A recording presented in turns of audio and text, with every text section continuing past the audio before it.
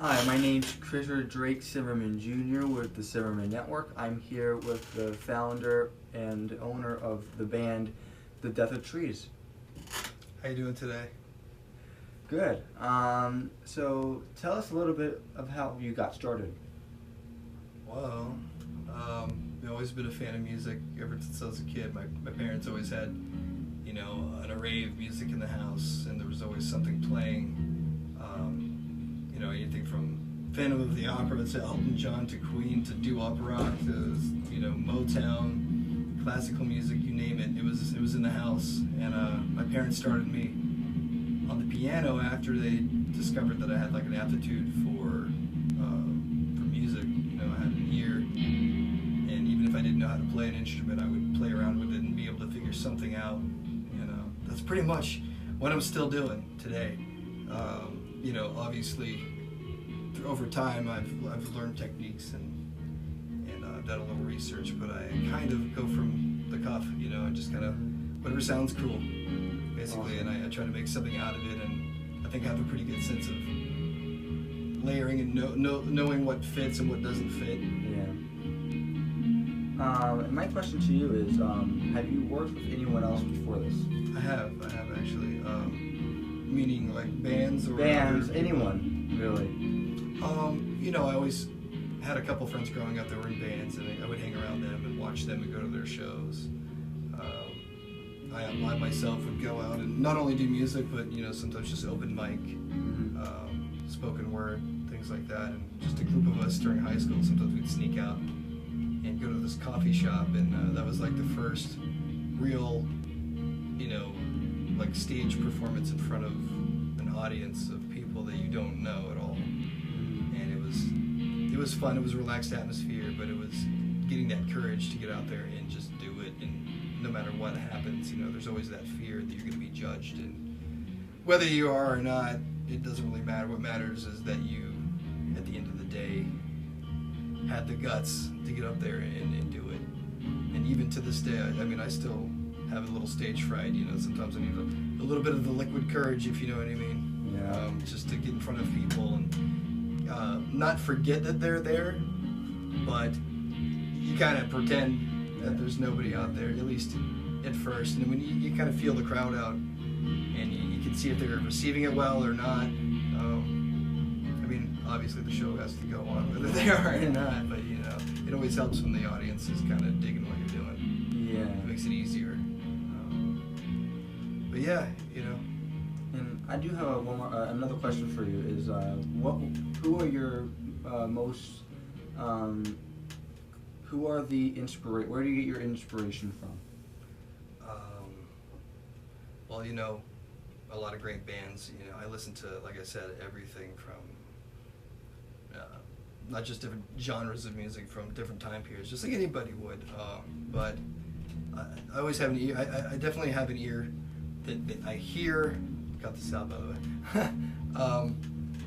When I listen to songs, I can almost hear every level of, or every layer to the song. When they're in the studio and they're using a certain effect, or they find another way to make a crazy sound, or you're pumping your keyboards through your guitar pedals, or you're singing through your guitar pedals, or something. I'm always looking for something different in music, and I also like it when there's accidental things that happen and you just can't reproduce it.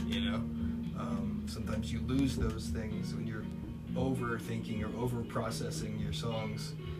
You end up cutting a lot of the spirit out of it. And I've always been a fan of live music. I love hearing a band live. I like hearing the squeaking on the string talk, the squeaking on the strings, the thump of hitting the bass, and just all those like really in real life things that you hear in music that you don't hear when things are over processed or run through a machine and compressed. There's a lot of compression.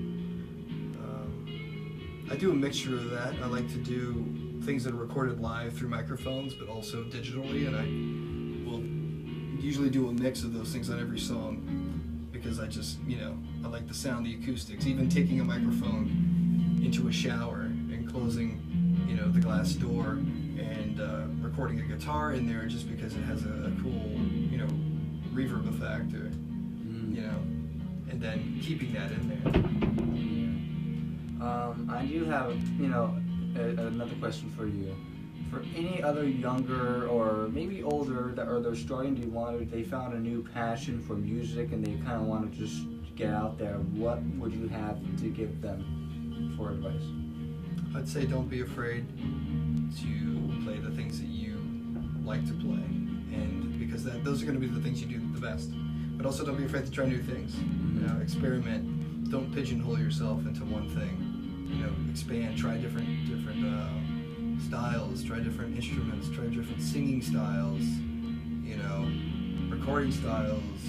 You know, get yourself out there doing anything. You know, and if you're a person that's kind of established and you are a trained musician and you're just looking to get out there, again, you know, get with a group of people that you enjoy playing with. It's even if it isn't exactly what you would do, getting out there and putting your name out there is very important, because you never know where it's going to lead you or who you're going to meet.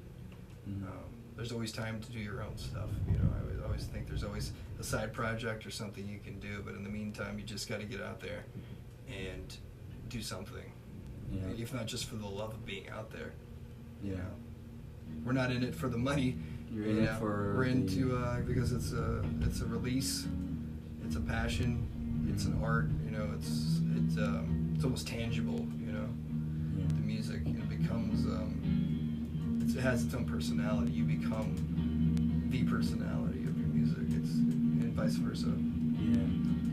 But it's a great outlet for the guys that I'm playing with now. You know, we all have normal lives outside of this, and sometimes things are rough. Mostly times are rough.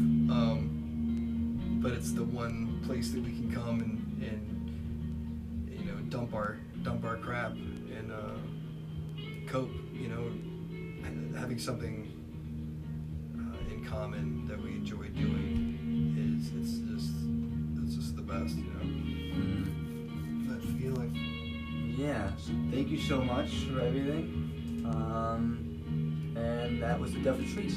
Thank you. Thank you. Take it easy.